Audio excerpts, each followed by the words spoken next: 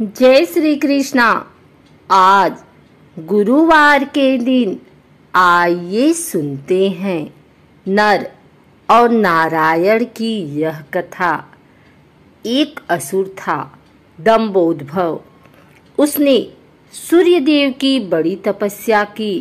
सूर्यदेव जब प्रसन्न होकर प्रकट हुए और वरदान मांगने को कहा तो उसने अमरत्व का वरदान मांगा।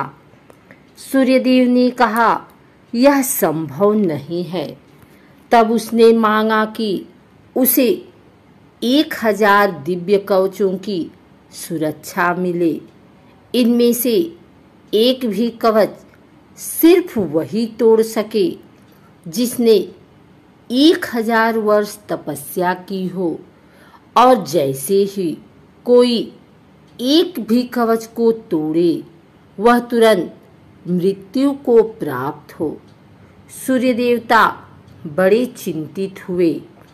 वे इतना तो समझ ही पा रहे थे कि यह असुर इस वरदान का दुरुपयोग करेगा, किंतु उसकी तपस्या के आगे वे मजबूर थे। उन्हें उसे यह वरदान देना ही पड़ा। इन कवचों से सुरक्षित होने के बाद वही हुआ जिसका सूर्यदेव को डर था। दंभोदभव अपने सहस्त्र कवचों की शक्ति से अपने आप को अमर मानकर मन चाहे अत्याचार करने लगा। वह सहस्त्र कवच नाम से जाना जाने लगा। उधर सती जी के पिता दक्ष प्रजापति ने अपनी पुत्री मूर्ति का विवाह ब्रह्मा जी के मानस पुत्र धर्म से किया। मूर्ति ने सहस्त्र कवच के बारे में सुना हुआ था और उन्होंने श्री विष्णु से प्रार्थना की कि इसे खत्म करने के लिए वे आएं। विष्णु जी ने उसे आश्वासन दिया कि वे ऐसा करेंगे। समय क्रम में मूर्ति ने 2 जुड़वा पुत्रों को जन्म दिया, जिनके नाम हुए नर और नारायण। दोनों 2 शरीरों में होते हुए भी एक थे। 2 शरीरों में एक आत्मा। विष्णु जी ने एक साथ 2 शरीरों में नर और नारायण के रूप में अवतरण किया था। दोनों भाई बड़े हुए। एक बार दंभोदभव इस वन पर चढ़ाया। तब उसने एक तेजस्वी मनुष्य को अपनी ओर आते देखा और भय का अनुभव किया। उस व्यक्ति ने कहा कि मैं नर हूँ और तुमसे युद्ध करने आया हूँ।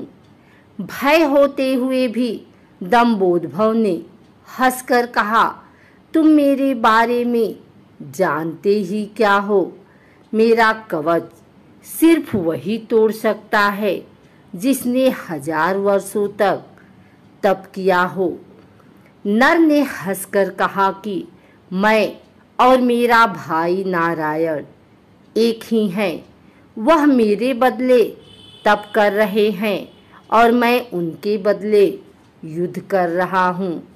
युद्ध शुरू हुआ और सहस्त्र कवच को आश्चर्य होता रहा कि सच ही में नारायण के तप से नर की शक्ति बढ़ती चली जा रही थी।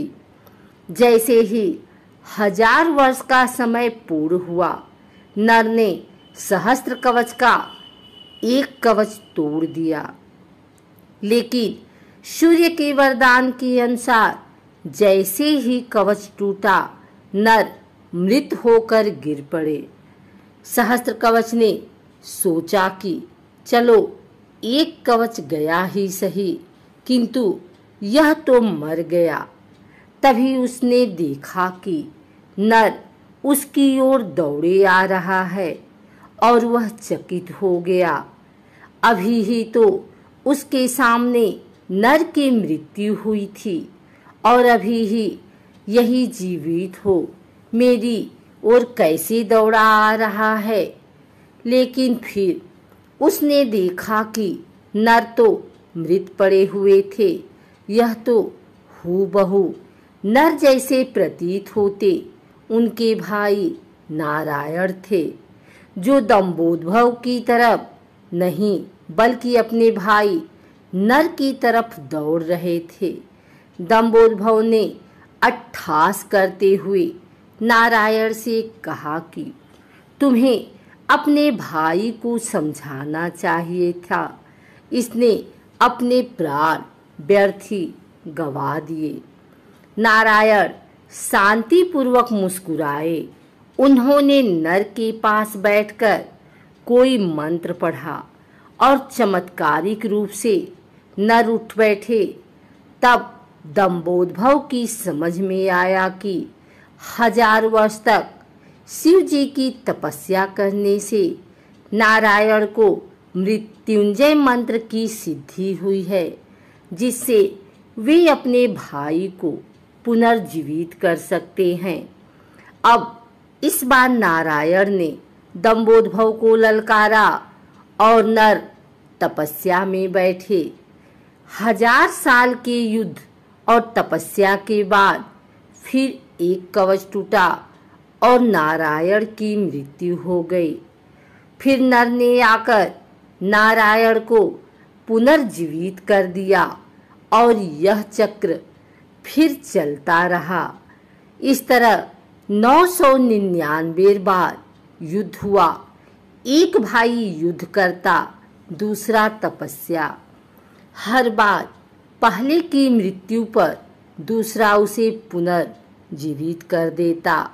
जब 999 कवच टूट गए तो सहस्त्र कवच समझ गया कि अब मेरी मृत्यु हो जाएगी। तब वह युद्ध त्याग कर सूर्यलोक भागकर सूर्यदेव के शरणागत हुआ।